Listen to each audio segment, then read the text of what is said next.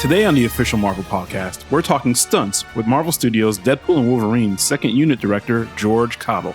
We don't want to play with this in post. So if there's an ability to get this for real, let's do it. Plus, we've got a full breakdown on all the Deadpools from Marvel Comics. Lady Deadpool, Dogpool, Headpool. Okay, there's a lot, but we've got most of them, and we're going to put you in the know. We've also got an update from the stars of the upcoming Marvel television series, Daredevil Born Again, Ironheart, and Agatha All Along. The artistry involved and the immersion that we were able to feel as this company in this world was like a childhood dream come true. And to round everything out, we're spending some time in Chicago as we break down Riri Williams, aka Ironheart. I'm Evan Narcissus. And I'm Nick Carrillo. And this is the official Marvel podcast.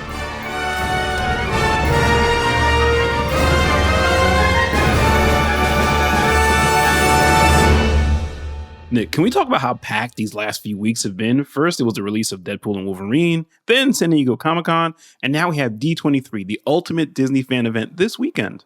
Honestly, I'm still processing Deadpool and Wolverine. What an insanely fun, action-packed film. I've probably already seen it like 4 times already. You know, all those multiple viewings I'm talking about, I kind of feel like they're required at this point. There's so much in this movie, so much in Deadpool and Wolverine, and it only gets better and better with each rewatch. So I'm looking forward to catching up with you, Nick, for sure.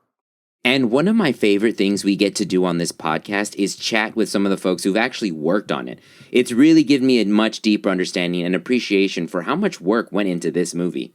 Totally. I mean, every movie has so many people working behind the scenes to make the magic happen. And, you know, we're really lucky that this week we got second unit director George Cottle sharing what it was like to work on the stunts in Marvel Studios' Deadpool and Wolverine.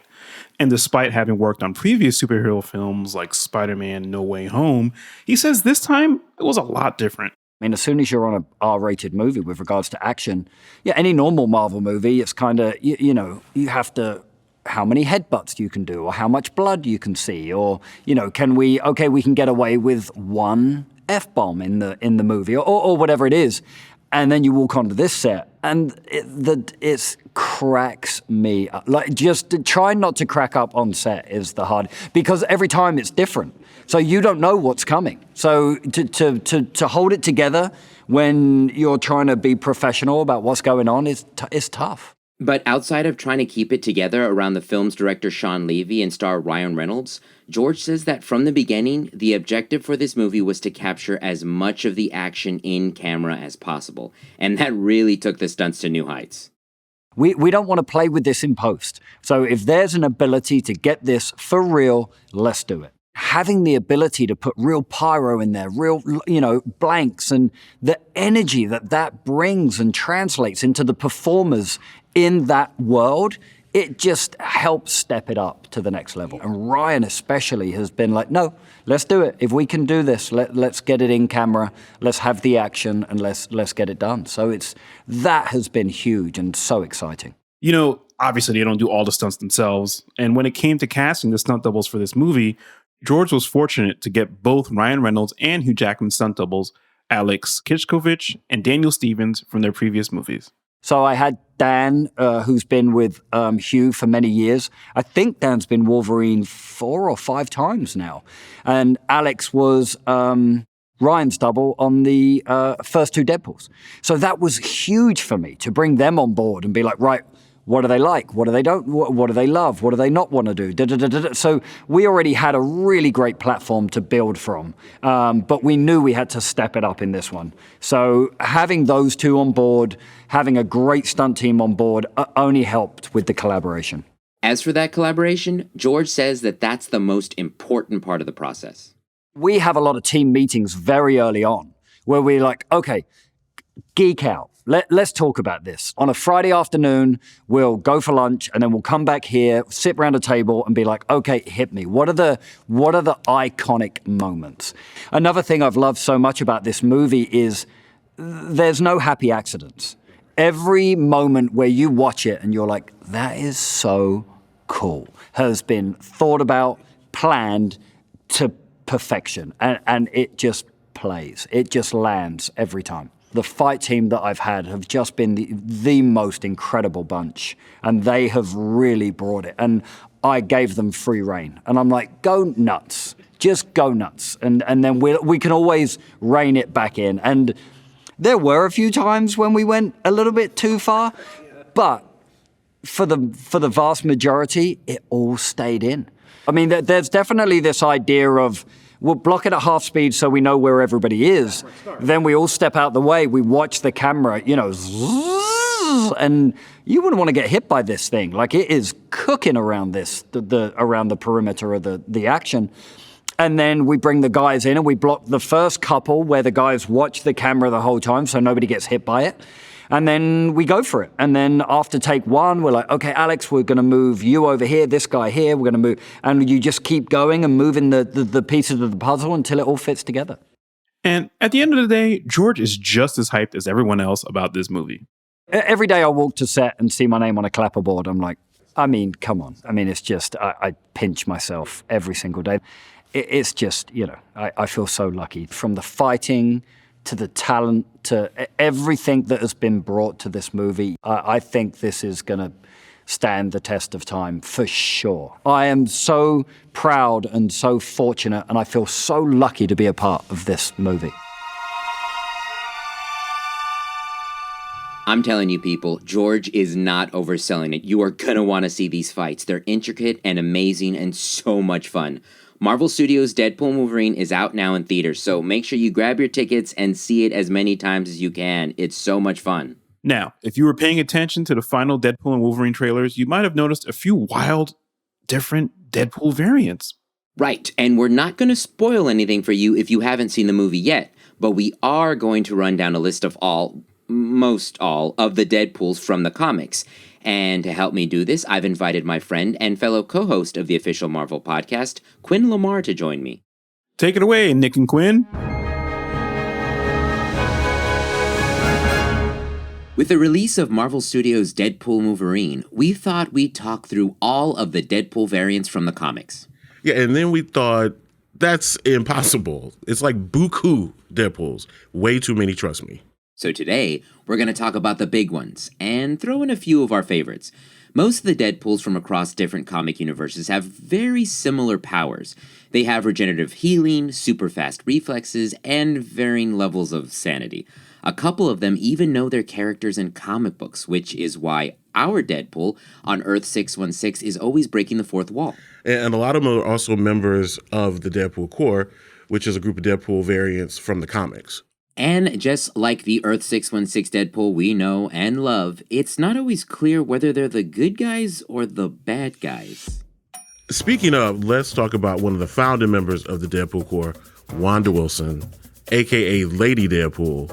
She's one of the few Deadpools without facial scars and stuff, but she's noticeable for her big blonde ponytail. Then there's Kidpool, a young version of Wade Wilson who grew up in the Xavier Orphanage for Troubled Boys. He definitely has Deadpool's signature hatred of authority. He gets in trouble for inciting a riot at the spring dance, which in my opinion is far less awkward than slow dancing. Where do you put your hands? Where? Well, that's not a problem for our next merc, Headpool, or Zombie Deadpool. In his universe, Deadpool gets infected by zombie virus and loses his body, so he's just a head. Headpool flies around using a little propeller that he can control with his mind, and he can infect people with the zombie virus by biting them, which is his deadliest power. And of course, there's my favorite and yours, Dogpool. Dogpool. Now, who don't like a dog in a uniform? In the comics, Dogpool gets his powers from a terrible experiment called the Mascara X program. Despite his sad origin story, he finds his forever home with the Deadpool Corps and even becomes Kidpool's best friend. Then we get into some Deadpools who are a little less anti-hero and a little more... Straight up evil? Yeah, you can say that. Starting with, evil Deadpool. This one is kind of gross, actually. Essentially, there's a British psychiatrist who collected body parts that Deadpool had lost over the years and was storing them in the freezer.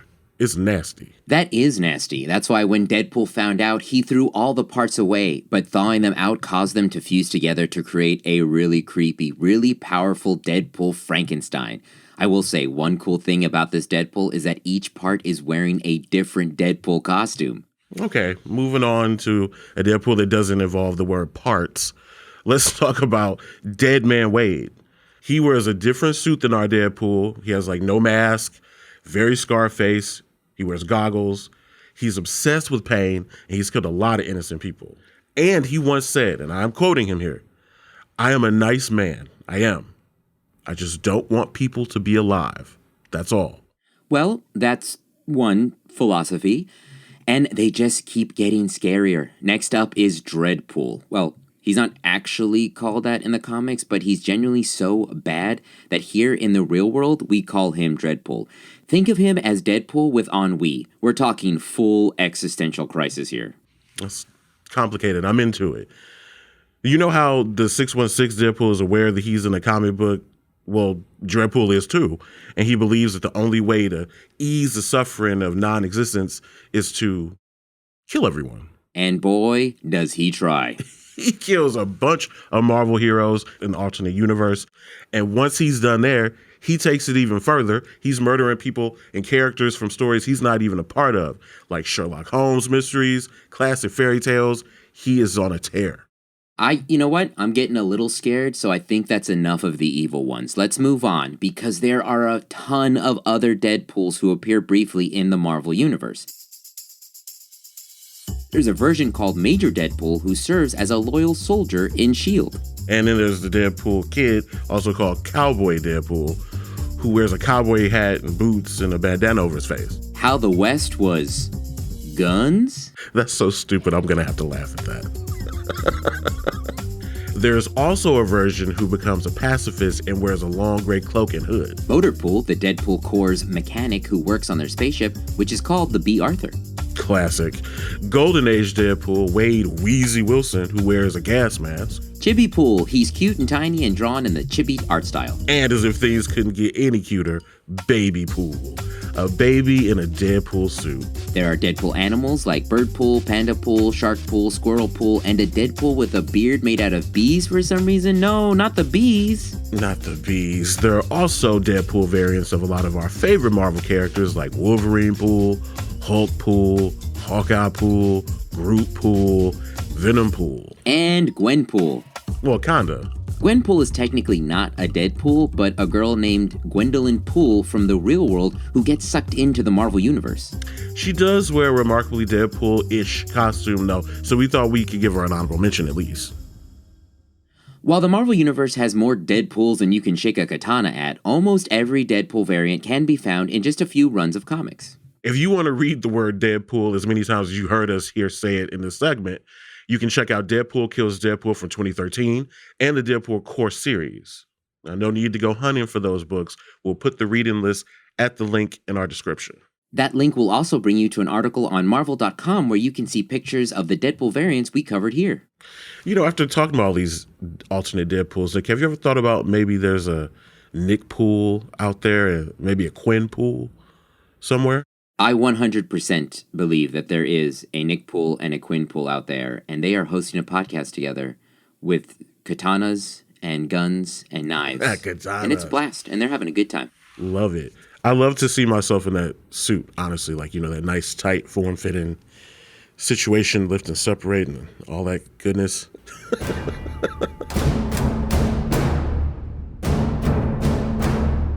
So, after hearing us break down almost all of the Deadpools, Evan, do you have a favorite?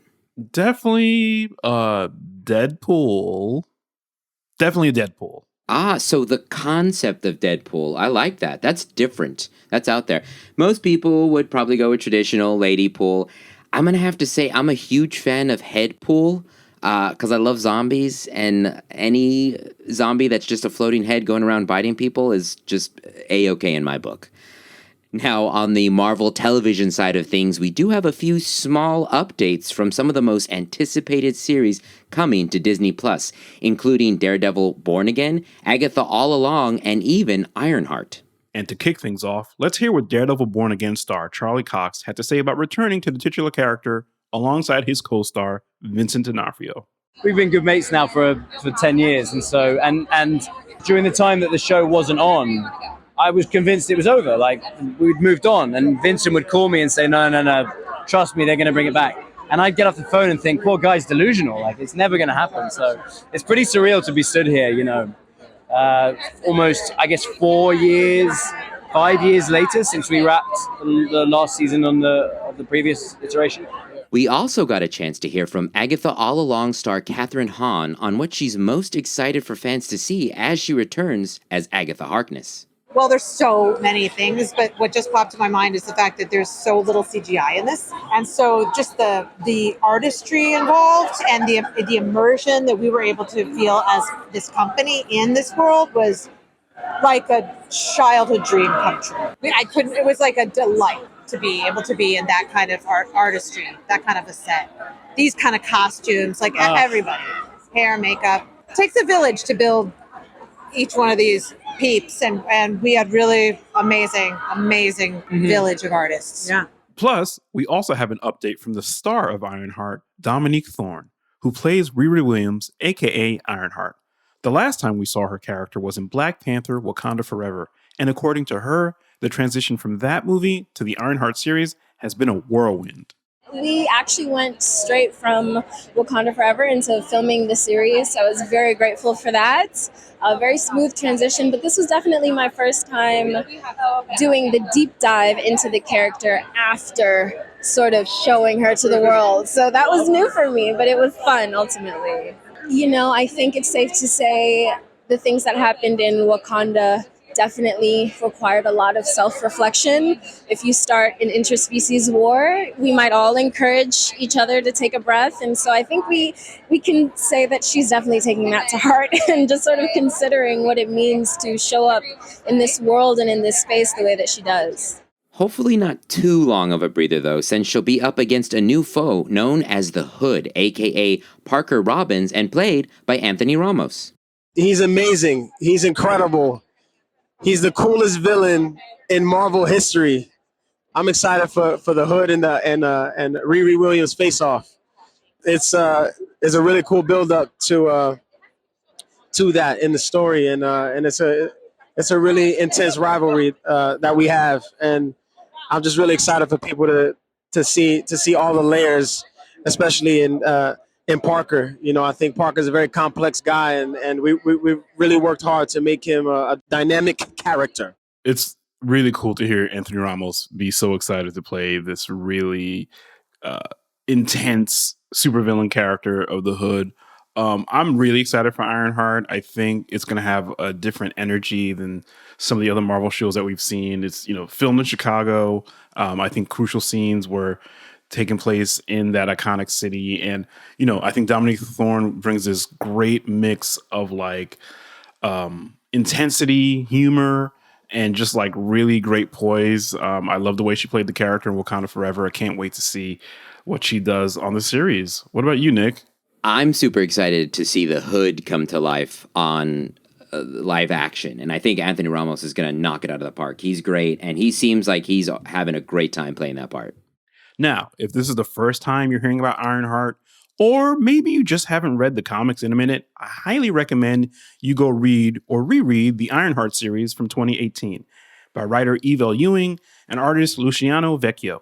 It's only 12 issues and they're packed with so much great stuff. Now, listen, I'm biased because Eva's a friend of mine. We kind of got started writing comics at the same time and have both been really blessed to be able to touch characters that we care about and want to contribute to their legacy in Marvel Comics. So all that love and energy is really inside this series.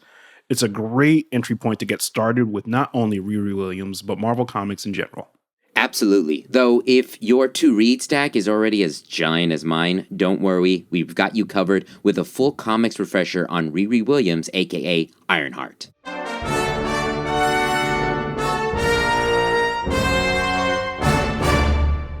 Ironheart, aka Riri Williams, is a 15-year-old super genius from Chicago, Illinois. And before you ask, Riri isn't short for anything, but she was named after her father, Riri Williams Sr., shortly after he passed away. Riri has this obsessive passion for technology. She even prefers spending her free time alone inventing new machines instead of making friends, watching TV, or honestly, even eating.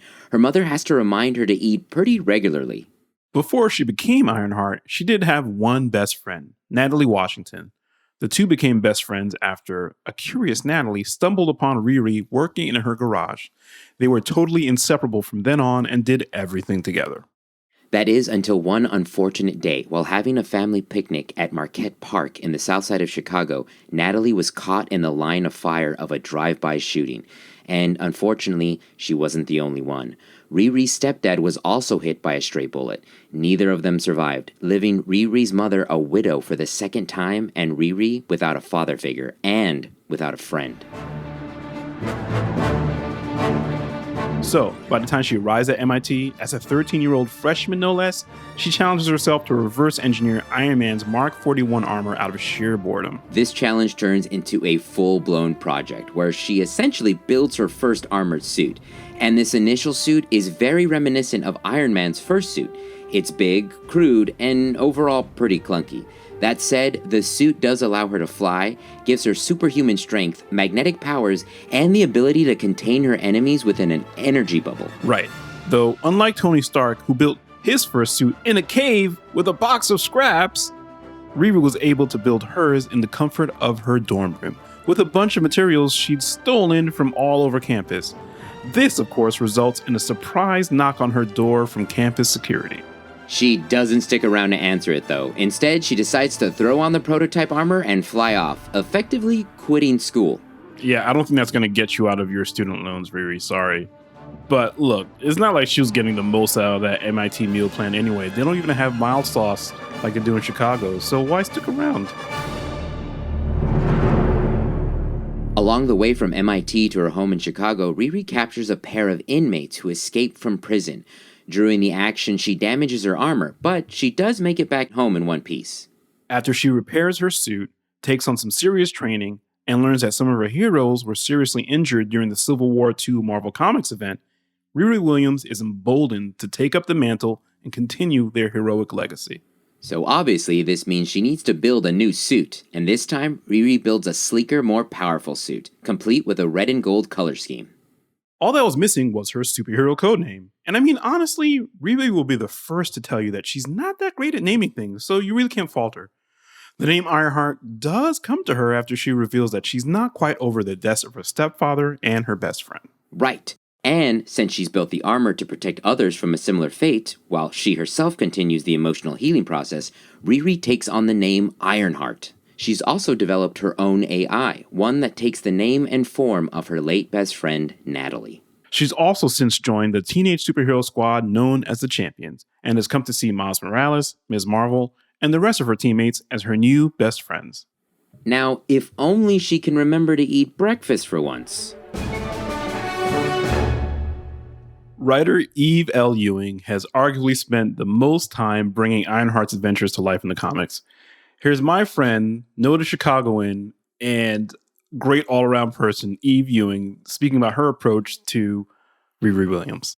My biggest storytelling goal with Riri was to be like, why does she do any of this stuff, right? And what is actually at stake for her?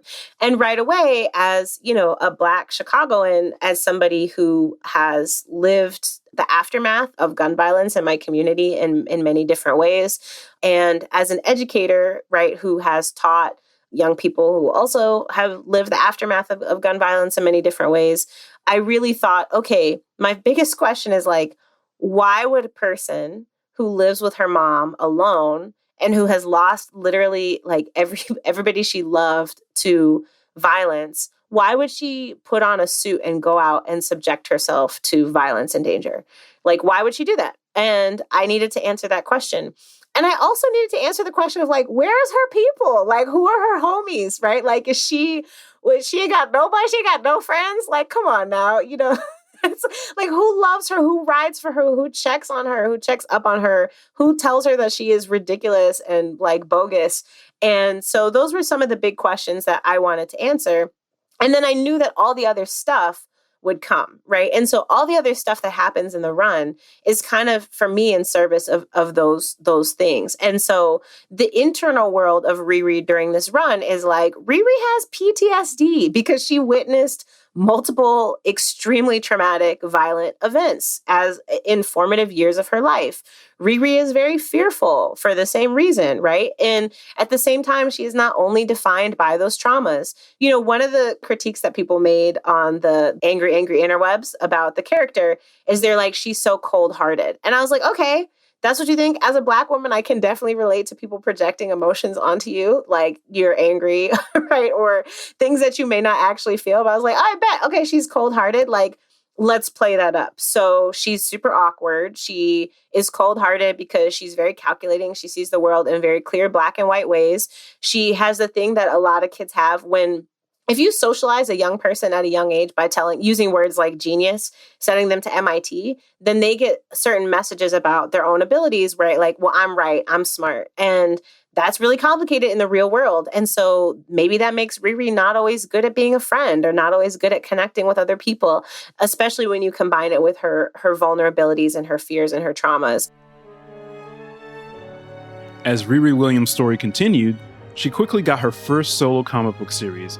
And in 2018's Ironheart #1, written by Eve L. Ewing, Riri finds herself in a late-night phone conversation with her friend Xavier. After a couple hours of small talk about TV, music, and video games, Xavier blurts out a pretty heavy question.